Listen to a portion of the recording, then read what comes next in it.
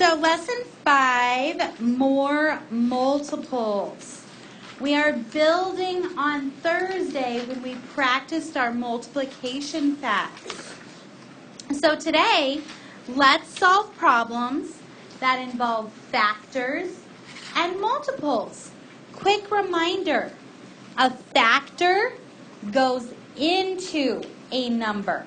So like if I say, okay, 5 times 5 is 25, then we know 5 and 5 are factors.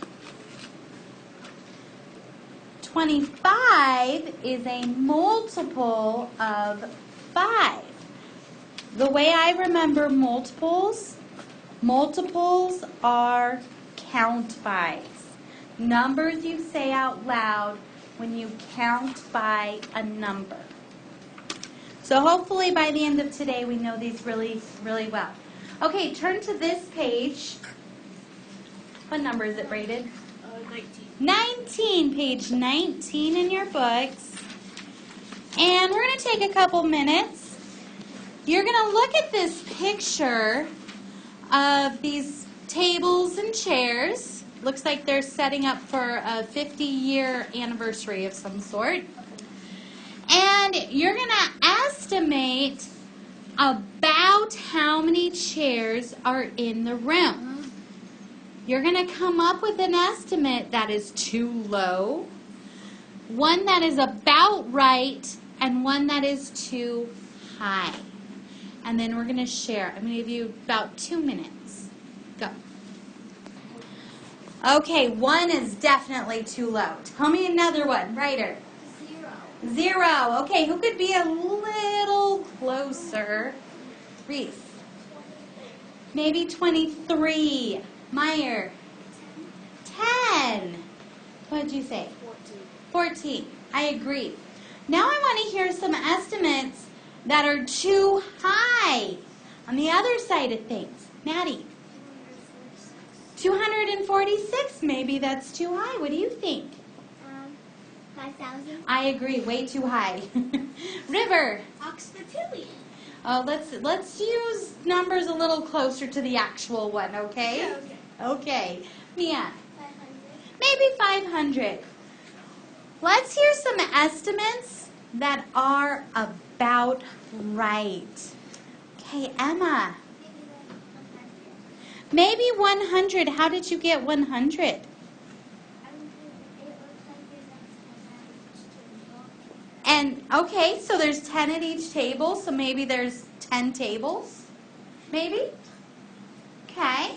Nash, what do you think? 108. 108? And how did you get that? Because there's 8 chairs at each table. Okay, maybe there's 8 chairs. It's a pretty small picture. It's hard to tell if there's 8 or 10. What did you say, Brayden? 250. 250. How did you get 250? I counted 11 chairs at each table, and there's 36 tables. Okay, so you had to multiply those. All right, I'm going to pick somebody else. Alice, what did you get for about right? What did you write on your paper? I don't know, like 350. So she said 350. How did you get 350? Well, because I found 10 chairs at each table. Okay, so maybe there's 10 chairs at each table, right? And then what did you figure out? I just counted by tens each one. Just counted by tens? Yeah, Okay. Okay. Anthony? You got the same thing. How did you use her strategy or something different? I actually just counted by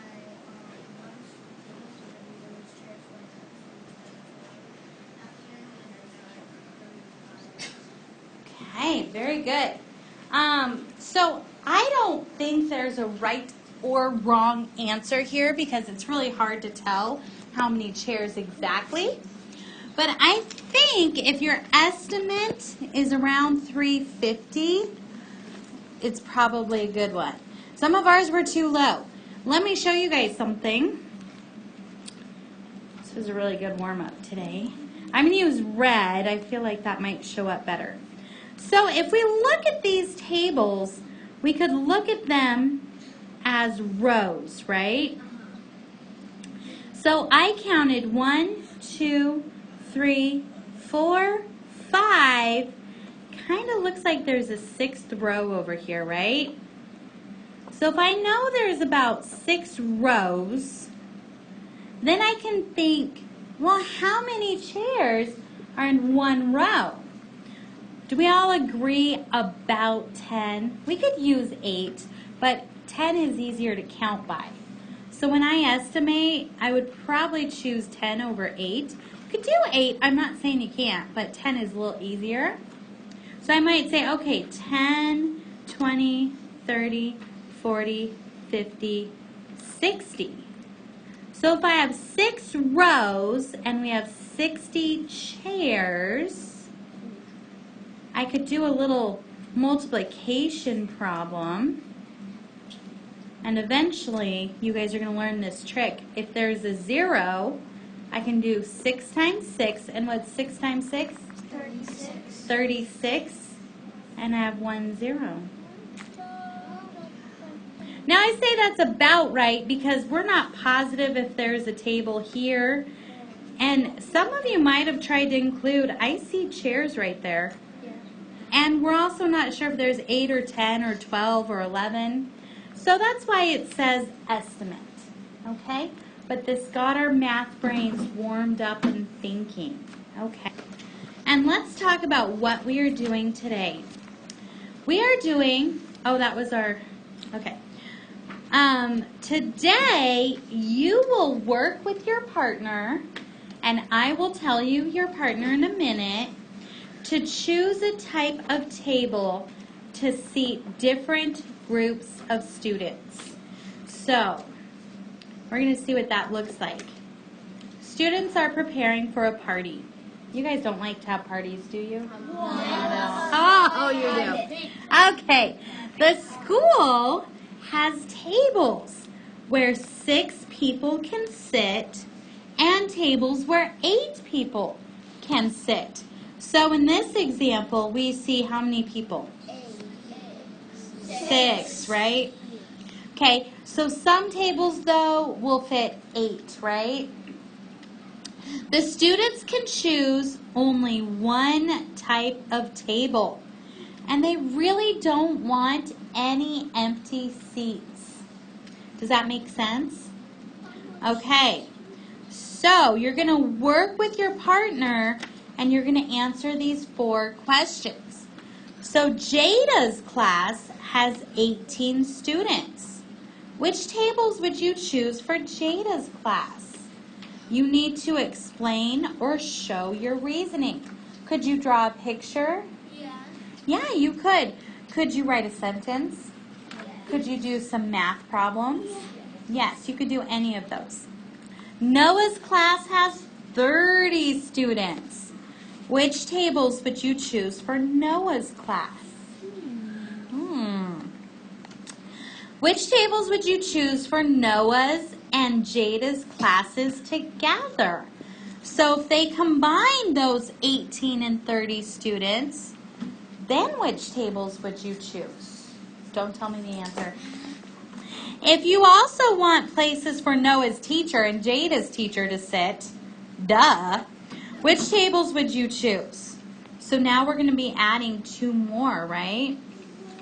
Okay. Better invite your teachers. Okay. All right. We're going to synthesize, but I really want to talk about, and this is what our synthesis is about, number 4. Not everybody got to number 4, but it's a good one to talk about.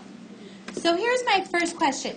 For question 4, how many total people need a seat? If we're combining Noah's class with Jada's and adding their teachers, how many total need a seat, Alice? 50. 50, right? So would you choose tables of 6 or tables of 8? Which would you choose? Reese. I would choose tables of 8. Tables of 8. And why? Because I skip counted to get to 50. And so how many 8s were in 50?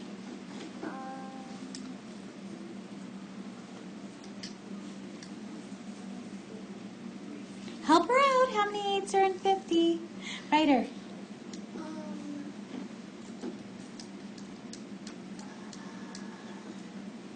Rate it? 6. 6. Weston's laughing because it's kind of a trick question, huh? Yeah. Guys, is 8 times 6 50? No. No. But 8 times 6 is 48, which is 2 away from 50. So what Reese figured out is if she did tables of 8, then she would have more empty spots than if she had tables of 6. Is that what you were thinking? Oh, but then we have 2 people without a spot, right? What do you think? I think it's 6. Maybe it's 6? It would have enough seats, but it would be the closest to 50. So how many tables of 6? Because this brings up a whole new thing. Yeah, Minna. 5. So if I did 5 tables of 6, that would be room for 30 people. I'd have 20 kids who were very mad. 9. And possibly one of them a teacher. 2 of them. Alice. It would be 6 times 9. Okay, so if we did, I'm running out of room here. So 6 times 9 is 54. 54. Well, then everybody gets a spot, but there happens to be 4 empty seats. Can I live with that? Yeah. Yeah. But if I did 48, then I'd probably have some tears, right? And we don't like that. Okay. This is probably kids. They'd be my tears. All right, let's be honest. Okay, anyways. All right. This is activity 2. Now we're going to talk, this is such a real world problem. If you have ever had to buy hot dogs, each package of hot dogs has 10 hot dogs. Each package of hot dog buns has 8 buns. Why in the world they don't have the same number of buns as hot dogs is beyond me. But anyway, that's just kind of how life is. This is a real problem. If you've ever had to plan a family get-together and go to the store and buy hot dogs and hot dog buns, you have to do some math. So, you're going to be thinking about those as you answer some questions about a class picnic.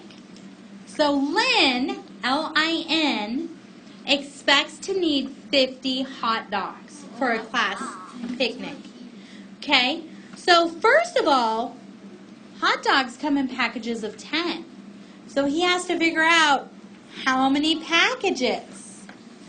Then he has to figure out if he can buy exactly enough buns. And if you figure that one out, then you go to number 2. Diego, he's got to get 72 hot dogs. And you got to figure out how many packages and how many packages of buns. And then number 3 is a challenge question. Okay? Okay, cool down for lesson 5 is the next page in your packet. Make sure you write your name on it. Remember, when you're done, you tear it out of your packet, put it in your pocket,